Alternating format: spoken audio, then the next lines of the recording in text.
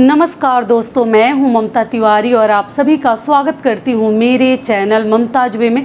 कैसे हैं आप सब, तो ये बताने के लिए कमेंट बॉक्स में हर हर महादेव हमेशा की तरह ज़रूर लिखिए। तो चलिए दोस्तों, आज हम इस वीडियो में जानेंगे कि प्रेगनेंसी में तीज का व्रत कैसे करें। ठीक है, और जो महिलाएं फीडिंग करा रही हैं, छोटे बच्चे हैं, 2 महीने के हैं, 6 महीने हैं, 8 महीने के हैं, आप लोग बहुत चिंतित हैं कि दीदी हम व्रत कैसे रखें। कुछ तो नियम बताइए कि जिससे हम आराम से व्रत रख सकें। और साथ में एक चीज़ और जानेंगे, आप लोग का कमेंट्स भी आया था कि दीदी कुंवारी लड़कियां भी व्रत रख सकती हैं। तो इन सभी महत्वपूर्ण बातों को आज हम इस वीडियो में जानेंगे, तो आप बने रहिए मेरे साथ मेरे चैनल पर। अगर आपको मेरा वीडियो पसंद आता है तो प्लीज़ आप मेरे चैनल को सब्सक्राइब कर दीजिएगा, बेल आइकन को प्रेस कर दीजिएगा, जिससे मेरे वीडियो के नए नोटिफिकेशन आप सभी के पास सबसे पहले पहुंचे। तो चलिए शुरू करते हैं, और बाकी सब वीडियो को भी आप चैनल पे चेकआउट करते रहिएगा, क्योंकि मैं हर नियम विधि का, हर पूजा का और जितनी तीज व्रत से जुड़ी हुई नियम है सभी के लिए मैं वीडियो डालूंगी। तो आप चैनल पे पक्का चेकआउट करते रहिएगा, क्योंकि कभी कभी नोटिफिकेशन नहीं पहुंचता। और वीडियो पसंद आता है तो लाइक भी कीजिए। तो चलिए शुरू करते हैं। तो सबसे पहले बता दूं, कुंवारी लड़कियां, तो हाँ, कुंवारी लड़कियां भी तीज का व्रत करती हैं। तीज का व्रत जो है इस साल 30 अगस्त को पड़ा है, दिन है मंगलवार। तो एक दिन पहले ही आपको अच्छे से शुद्ध होकर, नहा धोकर स्नान कर लीजिएगा। उसके बाद लहसुन प्याज ना खाएं, आपको व्रत धारण करनी है, रखनी है, सरगी वगैरह खाना है। इसके लिए मैं वीडियो डाल चुकी हूँ, आप चाहे तो चेकआउट कर सकते हैं, पूरी डिटेल में बता चुकी हूँ। ठीक है, इस व्रत को सुहागिन महिलाएं शादी के तुरंत बाद ही उठा लिया जाता है। अगर मलमास वगैरह नहीं पड़ता है तो आप लोग तुरंत उठा लीजिए, और इस साल पक्का उठा लीजिए, कोई मलमास अधिक मास नहीं है।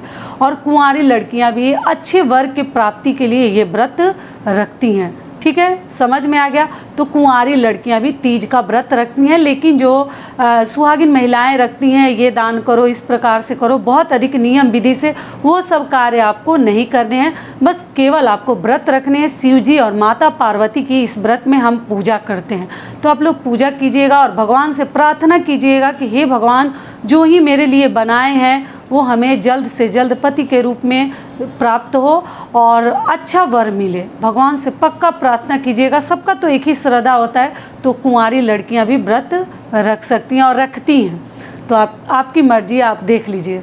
ये भी क्लियर हो गया। अगली चीज़ क्या है कि दीदी हमारा छोटा बच्चा है, हम फीडिंग कराते हैं, तो क्या हम व्रत कैसे रखें, हम फलाहार कर सकते हैं कि नहीं कर सकते हैं। तो देखिए, इस व्रत में ना आपको सबसे पहले बता दूं कि ये व्रत जो है निर्जला रखा जाता है, निराहार रखा जाता है। इसमें कहीं कुछ ग्रहण नहीं किया जाता है। जब आप हरितालिका तीज व्रत का कथा पढ़िएगा ना, तो उसमें लिखा है कि जो महिला पानी पीती है वो मछली बनती है, जो महिला फल खाती है वो बंदरिया बनती है, और जो महिला उस दिन दूध पीती है वो जोंक बनती है। तो इसलिए इस व्रत में ना ऐसा नियम है कि आप देख लीजिएगा, मैं कैसे बोलूँ। अगर बहुत अधिक शरीर साथ नहीं देता है तो कई लोगों को ऐसे मैं देखती हूँ कि वो फल फ्रूट खाकर व्रत रखते हैं, पानी पीकर। लेकिन तीज व्रत में अगर कोशिश कीजिए कि इसमें कुछ ना खाएं। खाना भी है, भोजन भी अगर आपको करनी है, भोजन तो नहीं, फलाहार करनी है, तो आप रात 12 बजे के बाद पानी वगैरह पी सकते हैं, या 11 बजे। ठीक है, दिन में कोशिश करें कि ना करें। छोटा बच्चा है तो उस दिन उसको गाय का दूध भी आप बाहर से दे सकते हैं।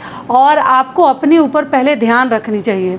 आप सरगी वगैरह एकदम अच्छा, मतलब ऐसी चीज़ें खाइए कि आपको प्यास न लगे। पानी, ग्लूकोन-डी, नींबू और चीनी का शरबत, दूध भी अगर चाहे, बहुत सारी चीज़ तो खाया नहीं जाता, वोमिटिंग आने लगता है क्योंकि उतने भोर में आदत नहीं है। लेकिन फिर भी नारियल पानी, ये सब चीज़ें अगर आप पी लेती हैं ना, तो आपको बच्चे को फीडिंग कराने में कोई दिक्कत नहीं होगी। ऐसे जब बच्चों को आप दूध पिलाते हैं ना और व्रत रखे हैं, तो जो हमारा मुंह है ना वो कड़वा हो जाता है, एकदम नीम के जैसा हो जाता है। हर आदमी बर्दाश्त नहीं कर पाता। लेकिन ये सब व्रत बड़े भारी और कठिन और कठोर व्रत हैं। इसमें नियम विधि का थोड़ा हमें पालन करनी चाहिए। और इसमें ना जैसे आदमी को त्याग, व्रत का मतलब क्या हुआ, त्याग और श्रद्धा। तो अगर दिल में हिम्मत तो है, लेकिन फिर छोटा बच्चा है तो दिक्कत तो होती ही है। कोशिश कीजिए कि ना खाएं, लेकिन मान लीजिए कि अगर नहीं आपसे रहा जाता है तो आप देख लीजिएगा, पानी वगैरह तो मुझे तो अच्छा नहीं लग रहा है, लेकिन कई लोग करते हैं। आप अपना देख लीजिएगा, आपके घर अगर आपके बड़े कहते हैं कि आप पी लेना पानी, फलाहार कर लीजिए, तो आप कर सकती हैं। अगर शरीर एकदम साथ नहीं दे रहा है तभी कीजिए, नहीं तो कोशिश कीजिए कि आप लोग कुछ ना खाएं, ठीक है, रात को खाएं। थोड़ा सा बच्चे को ना किसी को संभालने को दीजिए। अगर अकेले हैं तब तो नहीं हो पाएगा, और हस्बैंड अगर छुट्टी ले लेते हैं तो मान लीजिए आपके हस्बैंड वर्किंग हैं और घर में अगर कोई देखने वाला है तो बच्चा को संभालने के लिए बोलिए, और बाहर का दूध दीजिए। डिब्बे का जो दूध आता है ना बच्चों के लिए नेस्ले का, तो वो सब भी दूध आप दे सकते हैं घोल के उनको, तो कोई दिक्कत नहीं है।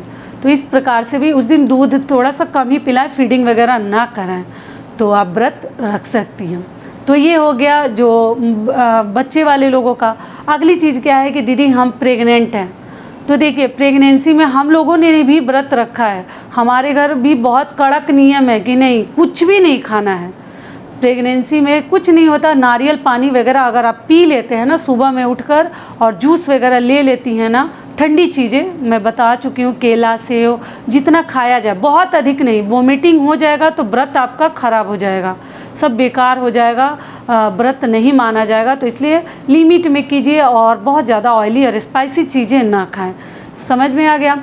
और आप लोग क्या कीजिएगा कि अगर सुबह उठ के लिक्विड चीज़ें ले लेते हैं ना, ग्लूकोन-डी वगैरह, तो आपको पता नहीं चलेगा। देखिए दोनों हमारे लिए ज़रूरी है, बच्चा भी ज़रूरी है, पति के लिए जो व्रत हम रख रहे हैं वो भी हमारे लिए कहीं ना कहीं बहुत अधिक ज़रूरी है। तो त्याग के साथ अगर हम चाहें तो व्रत रख सकते हैं। थोड़ा सा बिना कष्ट किए कुछ भी हमें दुनिया में हासिल होने वाला नहीं है। तो बिना त्याग का, बिना कष्ट का आप चाहें कि हर चीज़ हमें मिल जाए तो इतना आसान नहीं है।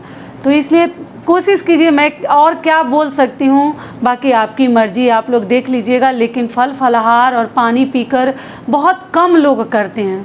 ये व्रत जो है ना, माता पार्वती ने रखा था शिव जी को वर के रूप में प्राप्त करने के लिए।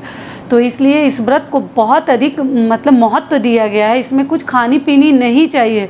24 घंटे का ये निर्जला उपवास है।